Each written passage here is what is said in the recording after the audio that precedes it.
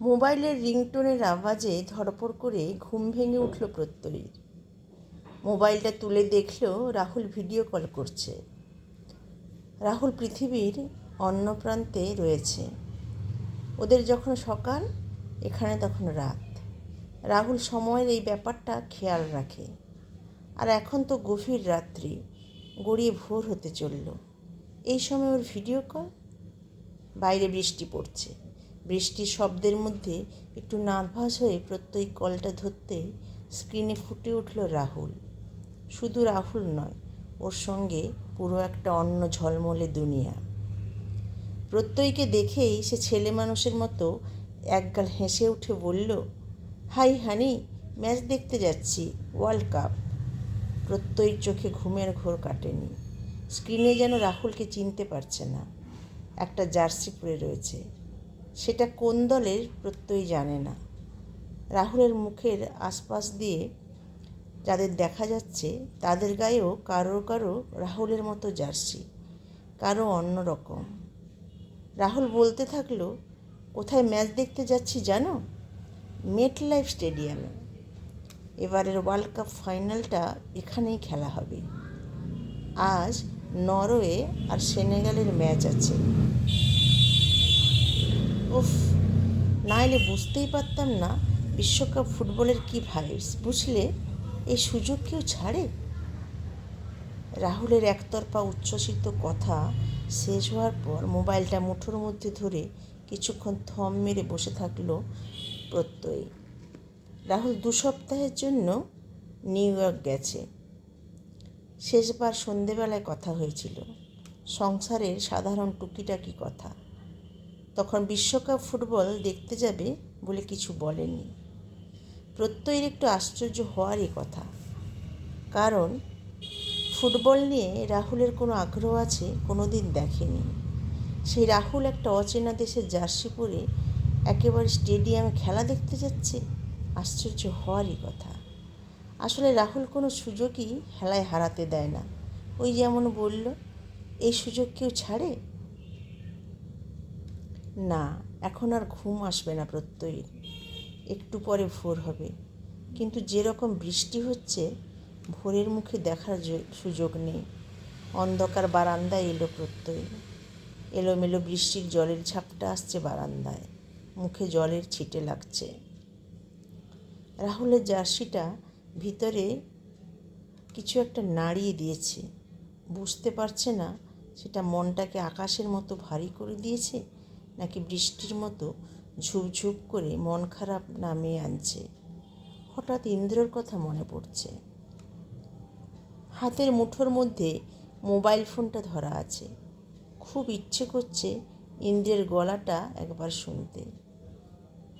বুকের মধ্যে কিছু একটা দলা জমে আছে, টের পাচ্ছি।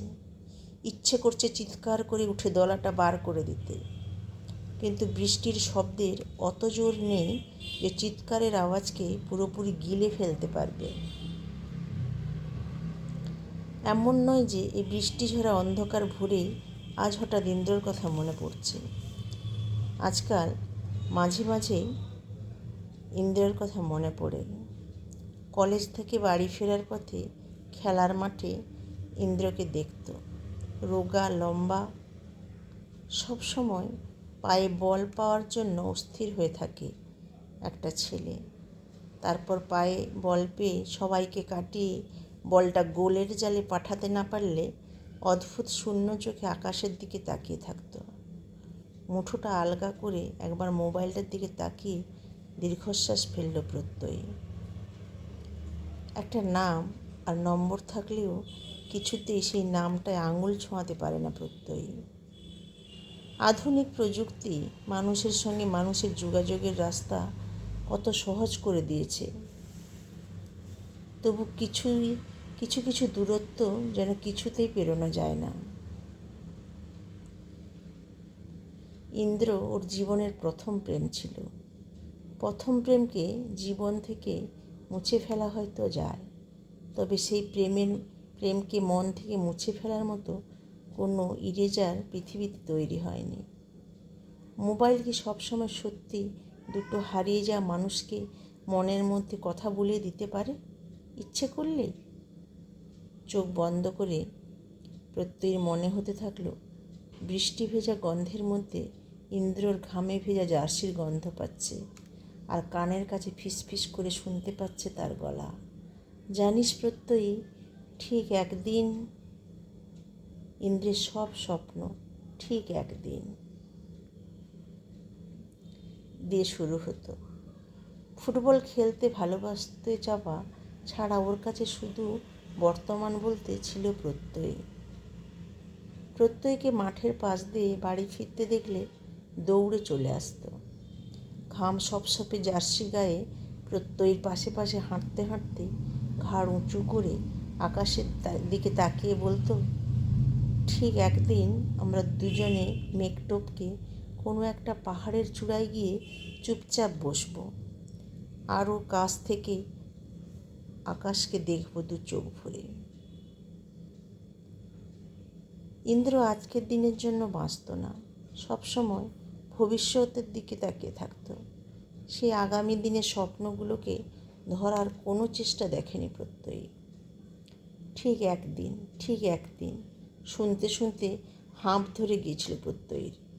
ঠিক একদিন সম্পর্কটা তাই অবধারিতভাবে শেষ হয়ে গিয়েছিল। সেদিনও টিপটিপ করে বৃষ্টি পড়ছিল। ইন্দ্র বলেছিল, দেখিস, ঠিক একদিন এমন একটা বড় মাঠে খেলতে নামবো যেখানে গ্যালারি আকাশ পর্যন্ত উঠে যাবে। তুই কিন্তু গ্যালারিতে বসে আমার জন্য গলা ফাটাবি। তারপর যখন গোল করব, হাজার হাজার গলার গোল চিৎকারে ঢেউয়ের মতো ভাঙলেও তার মধ্যে তোর গলাটা ঠিক চিনে নেব। সেদিন ধৈর্যের সব বাঁধ ভেঙে গিয়েছিল প্রত্যয়ী। ইন্দ্রকে বলা শেষ কথাগুলো আজও মনে আছে। ফিউচার টেন্সে নয়, আগে প্রেজেন্ট টেন্সে বাঁচতে শেখ ইন্দ্র। ফুটবল ছেড়ে আগে নিজের কেরিয়ার তৈরি কর। ইন্দ্র চুপ করে মুখ ছোট করে দাঁড়িয়ে গিয়ে ভিজছিল, আর ছাতা মাথায় প্রত্যয়ী হাঁটার গতি বাড়িয়ে এগিয়ে গিয়েছিল।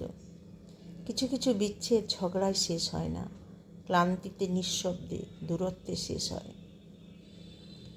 গোছানো জীবন চেয়েছিল প্রত্যয়ী আজকের জন্য, ঠিক যেমন রাহুলের কাছে সব কিছু পেয়েছে, আর কোনো কিছুই ঠিক একদিন এর বন্ধনীতে আটকে নেই। তবু আজকাল ইন্দ্র কেন যে ওই দুটো শব্দ নিয়ে মাঝে মাঝে মাথার মধ্যে ফিরে এসে ভন ভন করে তা জানে না প্রত্যয়ী, বুঝে উঠতে পারে না কিছুতেই। মোবাইলটা বেজে উঠল। আবার রাহুলের ভিডিও কল। কলটা ধরতেই রাহুল বলল, দেখো একবার। রাহুল মোবাইলটা চারদিক ঘোরাচ্ছে।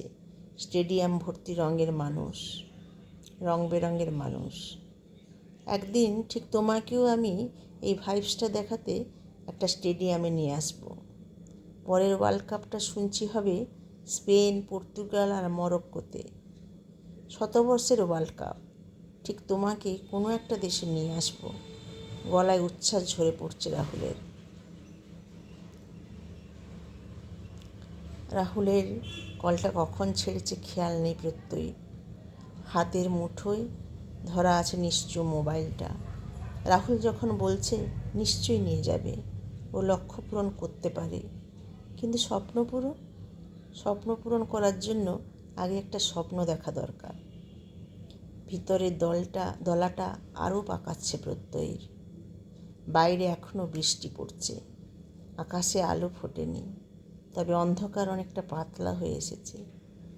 বৃষ্টির শব্দ মিশে ফিসফিস করে প্রত্যয়ী বলতে যাচ্ছিল, ঠিক একদিন তোকে ফোন করেই ফেলবো ইন্দ্র। এমন সময় হঠাৎ কড়াত করে একটা বাজ পড়ল, আর প্রত্যয়ের ভিতরের গলার শিরা ফুলিয়ে বেরিয়ে এলো গোল।